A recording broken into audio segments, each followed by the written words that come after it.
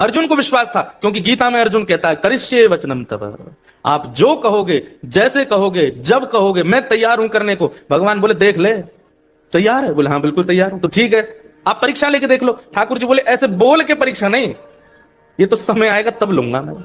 और एक दिन हुआ, भगवान ने अर्जुन का रथ हाँक रहे थे, अचानक से घोड़े रुक गए। तो अर्जुन ने पूछा ये घोड़े आगे क्यों नहीं बढ़ रहे हैं? आगे से बाणों की बौछार आ रही है। केशव मेरे रथ को आगे ले जाओ, मेरे रथ को बचाओ, देखो ये बाण मुझे छन्नी कर देंगे। ठाकुर जी बोले तेरा रथ आगे नहीं बढ़ेगा। क्यों? बोले तेरे घोड़े प्यासे हैं और ये बार बार अपनी टांगे उछाल रहे हैं, आगे नहीं बढ़ रहे हैं।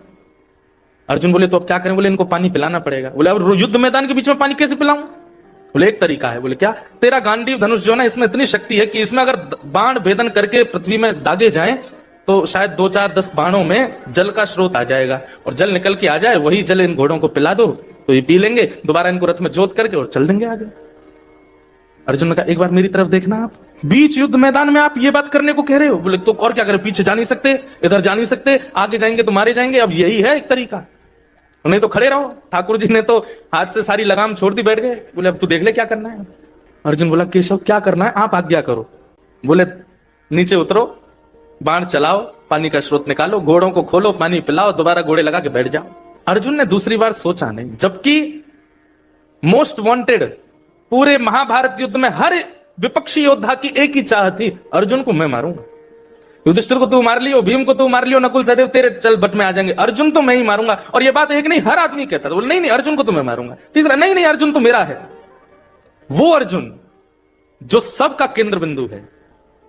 ठाकुर जी कहते हैं यही है, अब तो और कुछ तरीका नहीं है। तो अर्जुन ने भी दूसरी बार सोचा नहीं, तुरंत कूद पड़ा नीचे रथ से। जैसे ही बाण निकाल करके धनुष पर दाग करके पृथ्वी में भेदन करने लगा, जल का स्रोत निकाला, घोड़े खोल करके जल पिलाने लगा। इतने में ही ठाकुर जी समझ गए अब अर्जुन तुझे कोई नहीं रोक सकता युद्ध जीतने से, क्योंकि तेरा विश्वास अटल है मुझ पर, तू मेरी कही बात पर दूसरा विचार नहीं करता।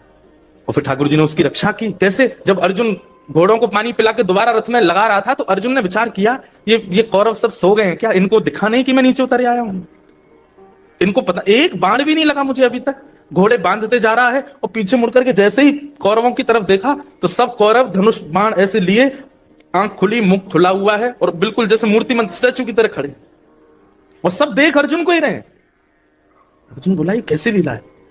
और अब जाकर के जब अर्जुन ने अपने रथ के ऊपर बैठे हुए सारथी श्री कृष्ण को देखा तो ठाकुर जी अभी तक तो द्वारिकाधीश बने बैठे थे, लेकिन अब मदन मोहन श्री वृंदावन चंद बनकर के जैसे ही खड़े हुए, ललित त्रिभंगी स्वरूप धारण किया था ठाकुर जी ने। इतने सुंदर लग रहे थे, इतने सुंदर लग रहे थे कि सारे कौरव अर्जुन को भूल के ठाकुर जी को देखने लगे, उनमें ही मोहित हो गए।